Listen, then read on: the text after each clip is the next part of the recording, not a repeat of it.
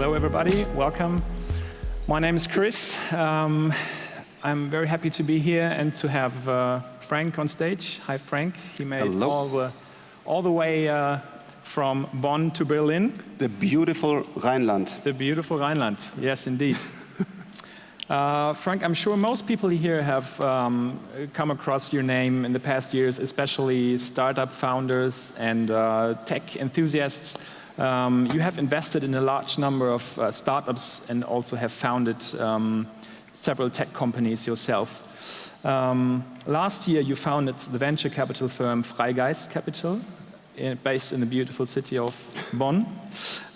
Maybe you can give us a rundown on what you're focusing on with Freigeist lately. Yeah, absolutely. So Freigeist is kind of a strange animal.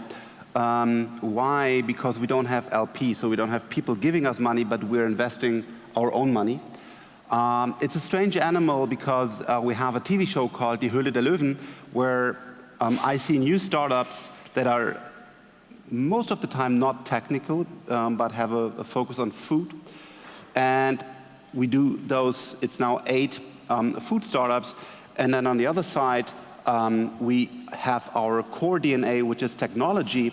And this technology, we did like Wunderlist, myTaxi, and all those startups. And now we're doing stuff like Lilium, where we invest in flying cars. So we don't have a clear focus.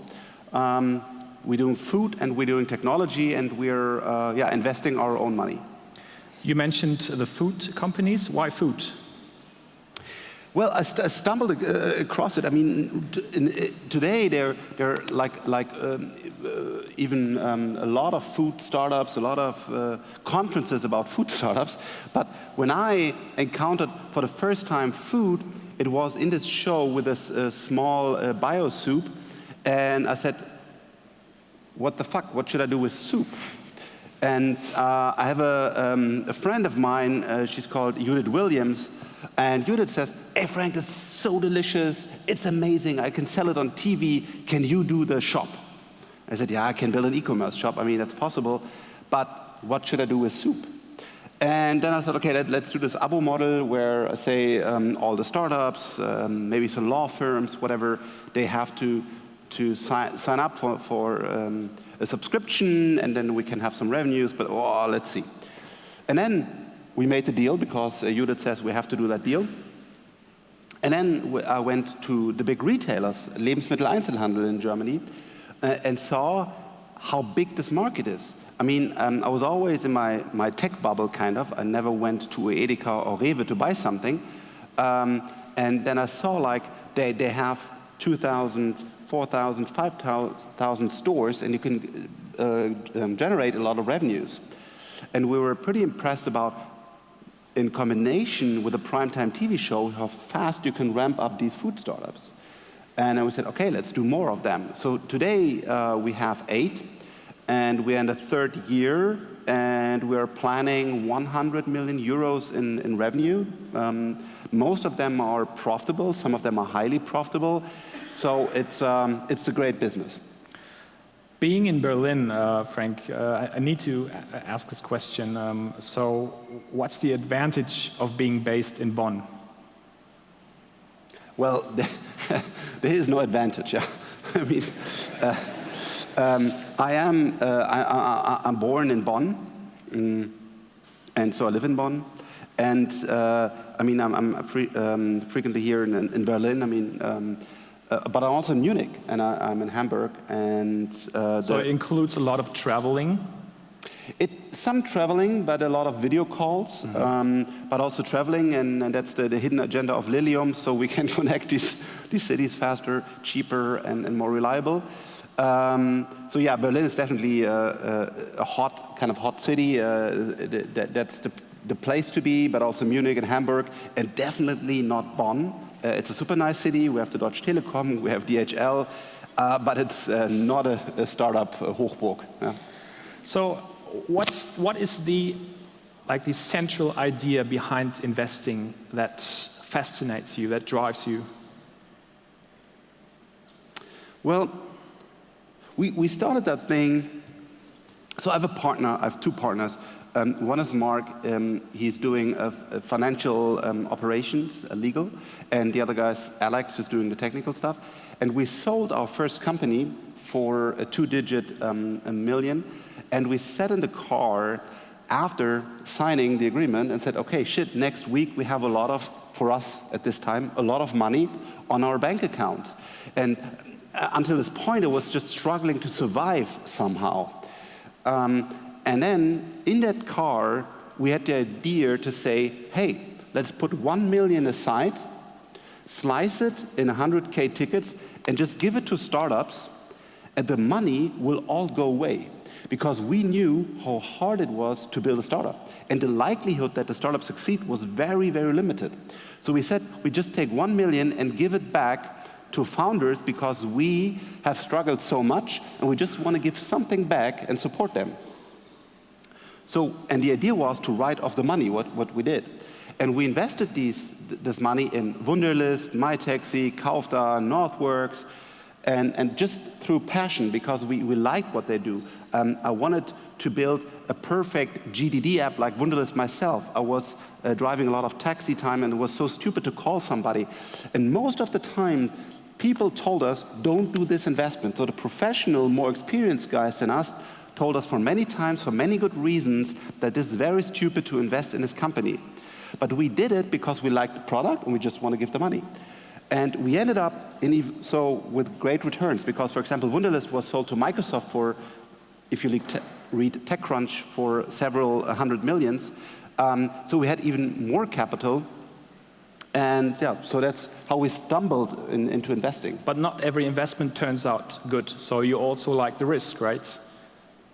Well, yeah. I mean, if you want to invest, you have to take the risk. And for us, it's really about: is it the right product? Is it the right founder? And we never have an Excel sheet or something like, we will create this and that, and then we will sell it to Microsoft or we will sell it to Google.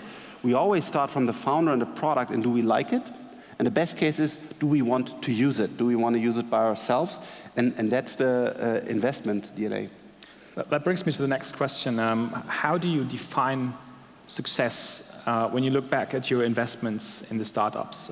Is there some sort of time limit for success? Well, we don't have any, and that's also different from other venture capital funds. We don't have timing. So normally, if you look at a venture capital fund, they raise the new fund every 4, 5, 6, 7 years, and they want to have their money back between 7 and 10 years. Because it's our money, we don't have a timeline. So we want to sell companies if it makes sense for the founder and for us, but we don't have a fixed timeline. So we are super relaxed. So is it just numbers and figures that defines success for you, or is it also like a moral, more ethical thing that's behind it? For me, I mean, money reflects success. But for me, it's more about: is it a great product, and do we have a good journey with the founder? And that's then the big success. When we met the first time and we discussed what we together want to build, where we want to support the founder, or even better, the founding team, and we can realize the vision that we had, and we create a product that works, and then we are very happy. Most of the time, then you also get a high return. But some of the times, we didn't get a high return, but things worked out. Sometimes we created different products which we didn't like, but we got a lot of money back. So that was, for me, not a success. So it's not about money, but the vision that we, together with the founder, defined when we invested to make this a reality, to make this true. So maybe this is interesting for people here in the audience who think about founding a startup. What are the most important factors in your eyes that can predict a startup success? I mean, is it just the vision that you see?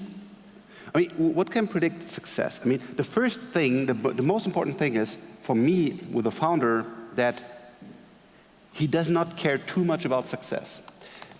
He cares about, firstly, about the product, about the vision. Like Daniel Wiegand, he wants to build the Lilium jet. And that's thing. He says, we can make that a reality, I want to do it. And that you stand behind your product and you have a very good reason why you want to implement that product, and nobody else besides you can do it, and that can create that product and create the team to build and then later grow the product. So in other words, it's enough when people have passion for their thing, but no plan at all? That's enough for you? No, I believe there has to be a plan about where you want to go long term and monetize it. Because in the end, I mean, you can have several rounds of financing, but in the end, you need to have kind of a hidden agenda where you want to go. What is then, if we succeed to build that, the best translation app or technology or whatever, what is the long-term monetization strategy? We need to see that.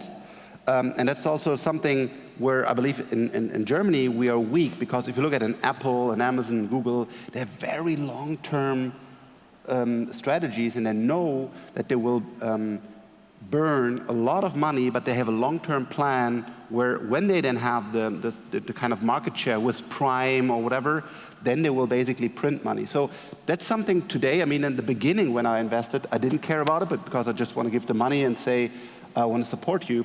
But today, with Freigeist, it is really my job. So I want to make a living out of it. I want to have great returns for our partners who joined. So today we're looking at the long-term strategy, how we monetize, but it can take a long time.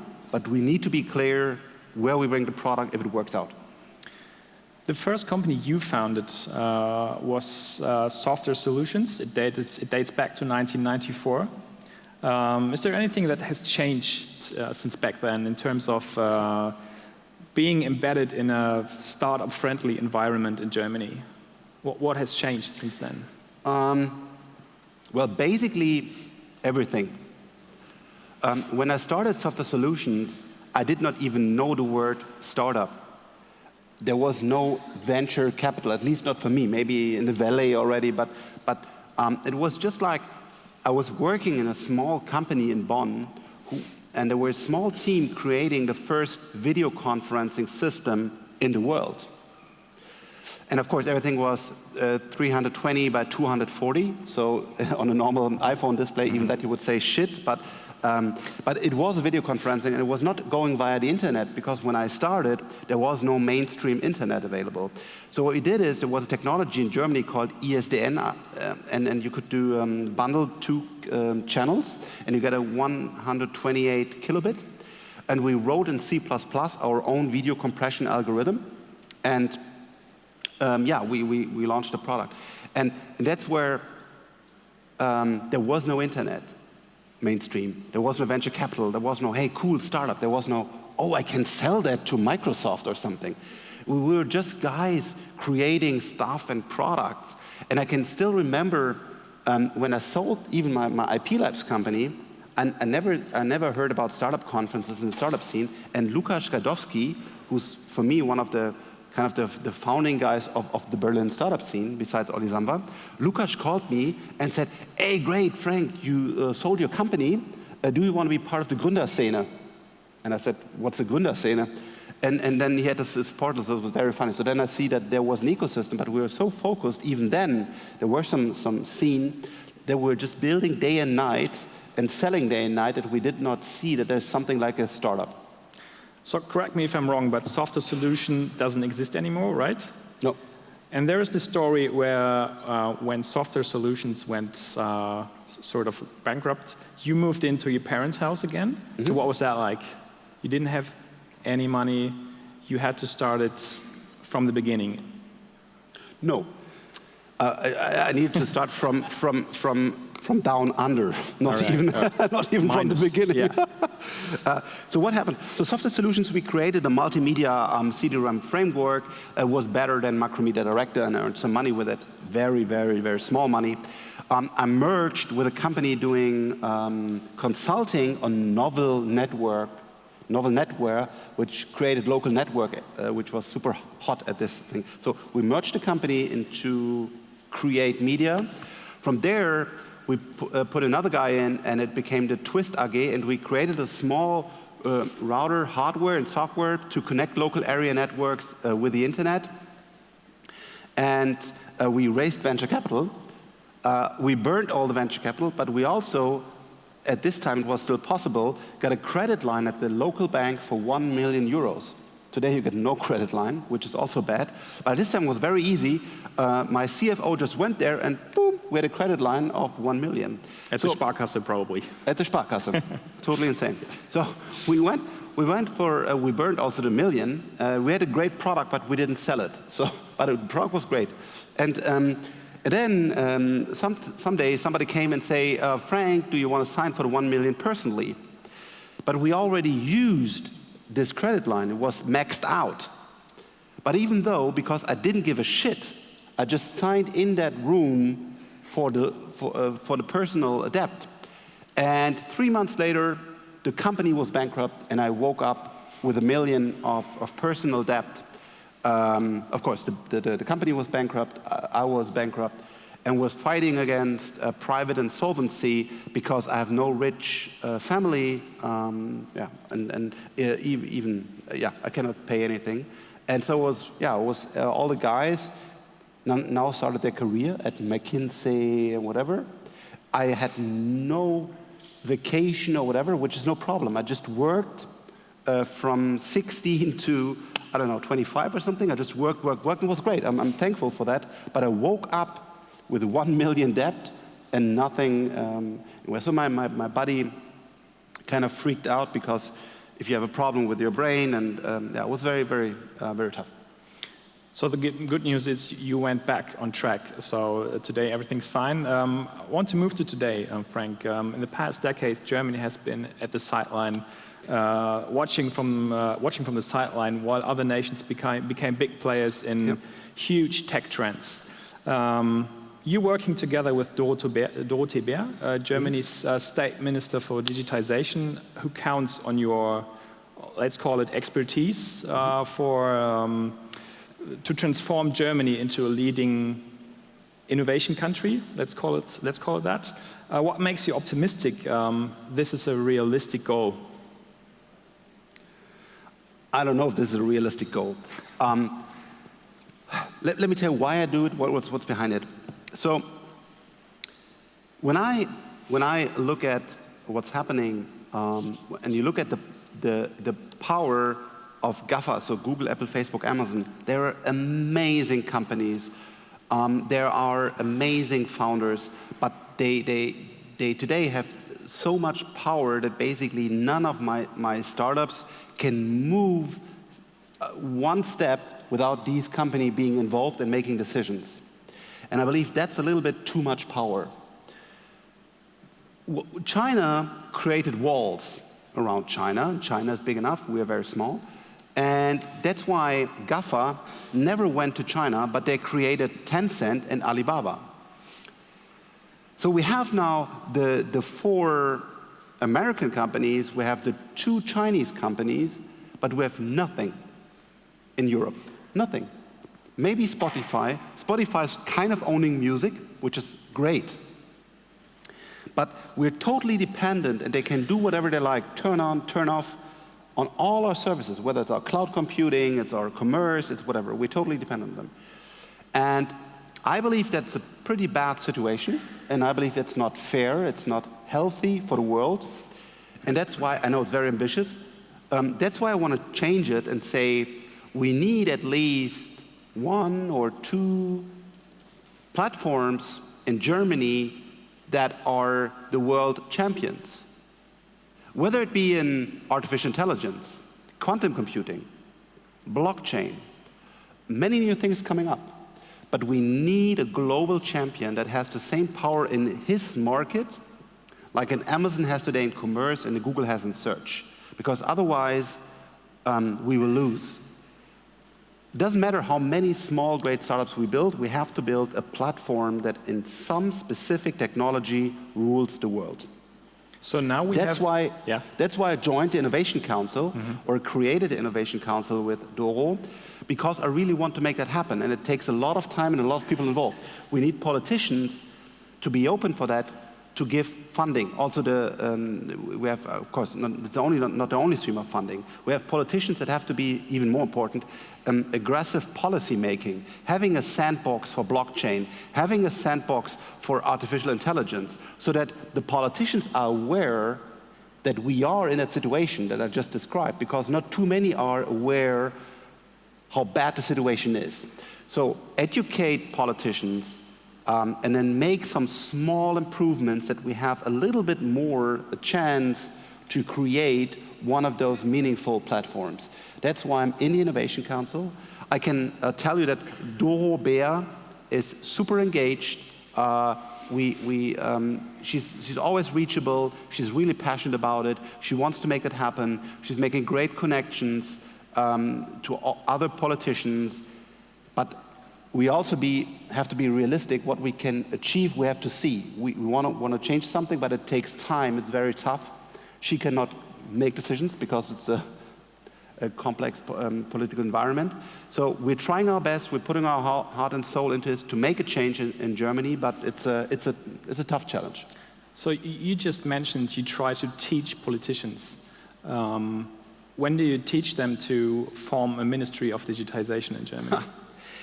I mean, that's also ridiculous. I mean, we don't have it. Yeah? I mean, Doro Bär is now in the Kanzleramt, and she's reporting directly to our chancellor, but we don't even have an own ministerium. It's a big problem. We need to change that. Nobody needs a Heimatmuseum. I mean, that's ridiculous, but also that. I try to advocate, not teach, but tell my opinion and make them aware that this is really, really important for our country. Mm. Speaking of Doro Bär recently thought out loud about necessary innovations like flight taxis. And people on Twitter and even some politicians made fun of her on Twitter. Mm-hmm. What does that say about innovation, the innovation mindset in Germany, especially in the politics section? It shows where we are, right? I mean, even some of the one of the CEOs here of Berlin, a big company, made fun of me just some weeks ago on Twitter, and says, "Who needs flying taxis?" The thing is, here's an industry. This industry is created and will be maybe as big as the car industry. And if you look at what Uber Elevate is doing, it's public information. I believe it's elevate.uber.com, but if you just type in Uber Elevate, you will see it. And Uber says and tells the story, this will be big and everybody's excited in the US. Here is the very, very unique opportunity that we have two leading companies in Germany. One is Volocopter and one is Lilium Aviation. And we know, everybody knows, that there will be a huge new industry, like social media, like search, like mobile before. So we have two leading companies. We know there will be a new industry, and people are making jokes. What the fuck? No, sorry, yeah. And I mean, even I know that I remember that even Christian Lindner, the head of the Free Democrats, made fun of Doro Bär. I think he apologized later on, but I mean, even him. I mean, that says it all, I think. Yeah, I mean, there was a heated discussion, and they were fighting for votes, or after the voting, but they were fighting for things, and I called Christian. Christian is a very good guy, so I know him quite well. Christian Lindner is one of the most open, educated, good people, and he said, "I'm sorry, I didn't know that," which is fine. So he's at least open and turned around immediately. So Christian is a very good guy. But yeah, even for him, it was hard to see. But we have to change our mind. There will be artificial intelligence, and it will rewrite the rules of most of the industry, and definitely in our life. There will be a singularity. I don't know in 10, 20, or 30 years, but there will be a singularity event. And there's a new industry now, and we need to take it. And of course, I'm invested in Lilium, but also Volocopter. Let them win. But I want a European company to build the champion in this new industry. All right. Before we come to the Q&A session, I got one last question for you. When I was preparing for our talk last night, I came across a report on you that was published in February, I think. And in this report, you're quoted as saying that unlike Jeff Bezos or Elon Musk, you were always bad at making a master plan. I found that pretty remarkable considering the business you're in. Yeah, and honestly felt that way because I was always stumbling into stuff. I mean, I believe I executed kind of well, kind of okayish, but I stumbled into venture capital because we had this money, and then I said, okay, let's spend it, but you will never see it back. But we were not saying, hey, let's build a great venture capitalist. When we founded Do, I believe I had a master plan, which didn't work out.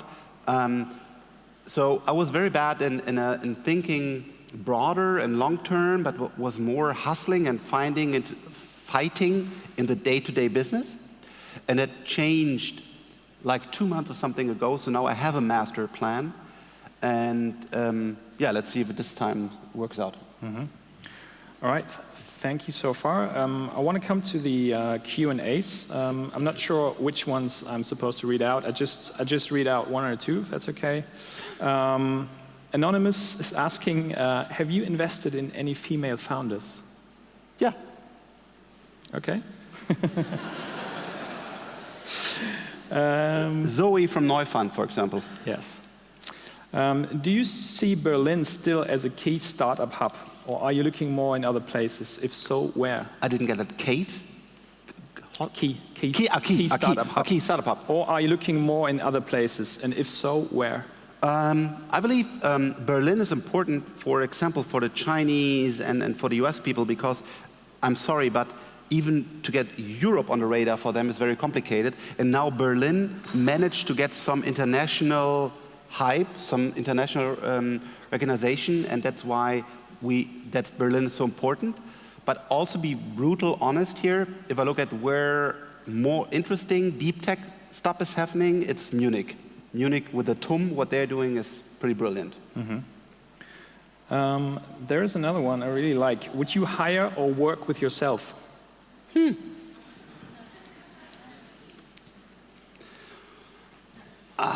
takes too long. I don't know. I mean, yeah, no, maybe not, no, I don't know. All right. And a last one, are flying cars a no-go in cities? So, what you have to see is, and it's hard to understand, that flying cars, if you build them with brilliant people and latest technology, they are very silent. It's not comparable to Eurocopter or something. So they can land and take off in the city. Will most of the hubs be directly in a city? I don't believe so, but some will. So when you see what Lilium Aviation is working on, it's really a game changer, and it will be more convenient, safer, and easier, and more silent than most of you think. All right. So I think our time is up. Thank you so much, Frank, and thanks for your interest. Thanks. Danke.